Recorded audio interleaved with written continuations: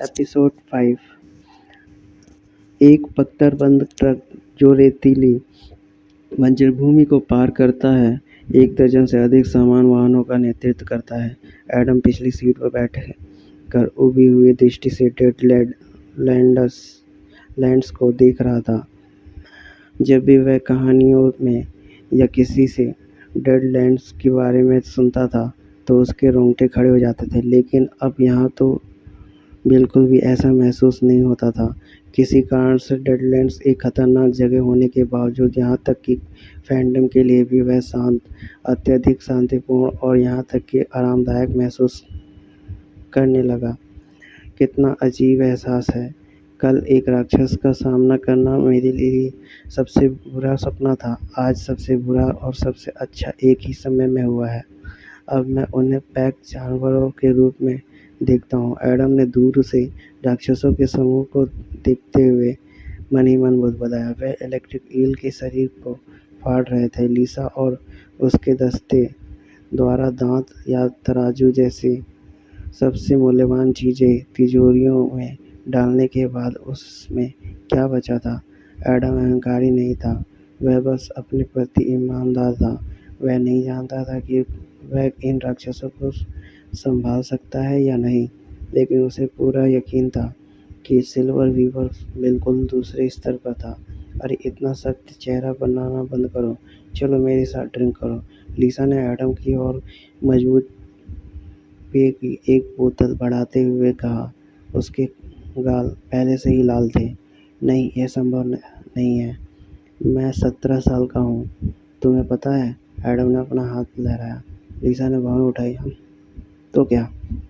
गढ़ में कोई सीमा नहीं है। यदि आपके पास अवसर है तो आपको पीना चाहिए।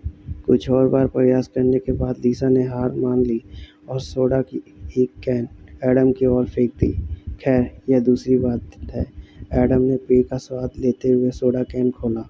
वास्तव में एडम ने खुशी से चिल्लाने और मोटे तौर पर मुस्कुराने से बचने की पूरी कोशिश की, क्योंकि यह दूसरी बार था कि जब उसने सोडा का स्वाद चखा था।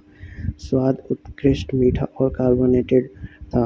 यह एक झुग्गीवासी के लिए उत्सव जैसा था। 17 साल, उसने कहा। तुमने अकेले शिकार किया और बिना किसी चोट के एक खतरनाक राक्षस को मार डाला। मैं ईमानदारी से कहूँ तो मैं तुम्हें पसंद नहीं करता। तुम बहुत ही संदिग्ध किस्म के हो। जैकब ने अपनी आंखें सड़क पर रखते हुए कहा। एडम ने पहले से ही खाली सोडा कैन को खिड़की से बाहर फेंकते हुए कंधे उचकाए। यह आपका अधिकार है। मैं आपसे दोस्ती नहीं करने जा रहा हूँ।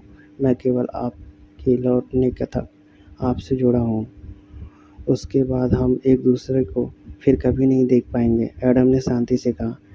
टिस्क, काश मैं यह सब सभी समाप्त कर पाता, लेकिन हमें लौटने से पहले एक और घोंसला साफ करना है। जैकब ने तेजी से पहिया घुमाने से पहले नक्शे से डेटा की जांच करते हुए खर्राटा लिया। घोंसला, ठीक है। एडम आश्चर्य हुआ। राक्षस अलग अलग थे, प्रत्येक एक दूसरे से भिन्न थे और कुछ मायनों में वे मनुष्यों के समान भी थे। उनमें मजबूत और कमजोर नेता और अकेले लोग थे। साथ ही उनकी अपनी सामाजिक व्यवस्था भी थी। कुछ राक्षस अकेले काम करना पसंद करते थे, लेकिन अन्य झुंड में इकट्ठा होते थे और घोंसला बनाते थे। हमारा लक्ष्य कौन है? एडम ने उदासीनता से पूछा। छिपकली, लिसा ने खुशी से कहा।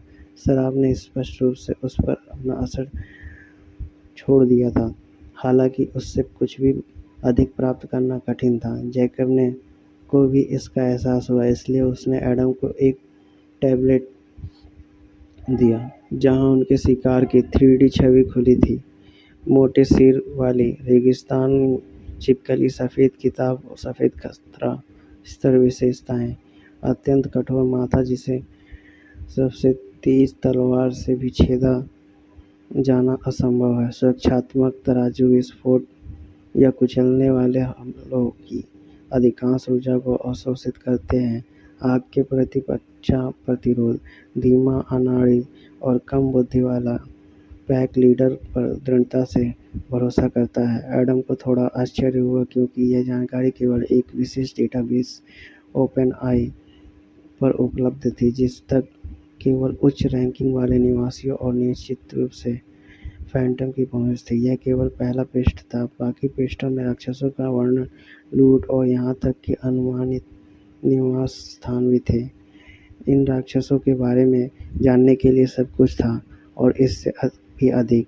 रुको, वे नहीं जानते कि मैं बस एक फैंटम बन गया हूँ, इसलिए अगर मैं कुछ जांच करूँ तो यह अजीब नहीं होगा, है ना? एडम ने बटन क्लिक करने से पहले विचार किया। जैसा कि उसने अनुमान लगाया था, जैकब ने कोई प्रतिक्रिया नहीं दिखाई। फैंटम ओपनआई की खोज में घंटों बिता सकते हैं। आखिरकार लगातार कुछ न कुछ और जोड़ा जा रहा था। एडम ने तुरंत व्हाइट बुक डायरेक्टरी खोली और टाइप किया, सिल्वर वीवर। आपके अनुरोध के लिए कुछ नहीं मिला। सरल संदेश ने एडम के सभी प्रश्नों का तुरंत उत्तर दे दिया। हाँ, लिसा ने मुझे भाग्यशाली कहा, लेकिन तब मुझे यह भी एहसास नहीं हुआ कि सिल्वर वीवर एक रेड बुक राक्षस था। भाड़ में जाओ, वह पागल है। एडम मन ही मन एक प्रसन्न मुस्कान के साथ बुदबुदाया। फिर जब उसे एहसास हुआ कि उसका चेहरा ठिठक गया, कुछ और जांच सकता है। लाल किताब। एडम ने डायरेक्टरी में जाकर टाइप किया। कई पेजों में से पहले पन्ने पर सिल्वर वीवर नहीं था, इसलिए उन्होंने खोज में राक्षस का नाम टाइप करने का फैसला किया, जैसे ही कि उन्होंने व्हाइट बुक के साथ किया था। ट्रक ट्रक अचानक रुक गई, जिससे एडम के हाथ से गोली छूट गई और आगे की सीट पर उसका माथा टकरा गया। इससे पहले कि वह कुछ समझ पाता, लिसा ने उसके हाथ से क्लिपबोर्ड छीन लिया, छिपकलियों के स्थान की जांच की और दरवाज़ा पटकते हुए ट्रक से बाहर निकल गई। ठीक है, हमारा लक्ष्य 15 छिपकलियाँ हैं। अधिकतर हमें केवल घोंसले को साफ करने के लिए कहा गया है, लेकिन वेधशालाओं में से एक प्रत्येक नुकीले टुकड़े के लिए अच्छा भुगतान करने के तैयार है। ट्रक की छत में से एक विशाल ब्लैक बॉक्स उठाने से पहले लिसा ने जोर से कहा। उसने तुरंत इसे खोला और अपने हथियार से सुसज्जित किया। कई छिद्रों के साथ मोटी और भारी प्लेटों में ढके हुए दो गहरे धातु के गॉन्टलेट। हाँ, बाकी फैंटम भी हरकत में आने से पहले समान तीव्रता से चिल्लाए। एडम टैबलेट हाथ में लेना चाहता था, लेकिन जैकब उससे आगे निकल गया। अरे, आप निर्देशिका को बाद में देख सकते हैं, अभी हमें एक कार्य पूरा करना है। जितनी जल्दी हम इन छिपकलियों से निपटेंगे, उतनी जल्दी हम गढ़ में वापस आ सकते हैं, जैकब ने अपनी तलवार उठाते हुए ठंडे स्वर में कहा। एडम ने अपना सिर हिलाया और उसके पीछे चला गया।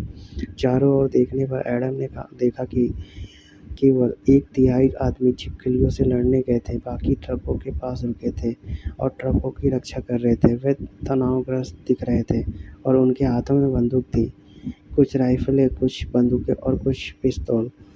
आपको किस लिए रोका गया है? क्या आप पहली बार हार्वेस्ट देख रहे हैं? चलो राक्षसों को मारें।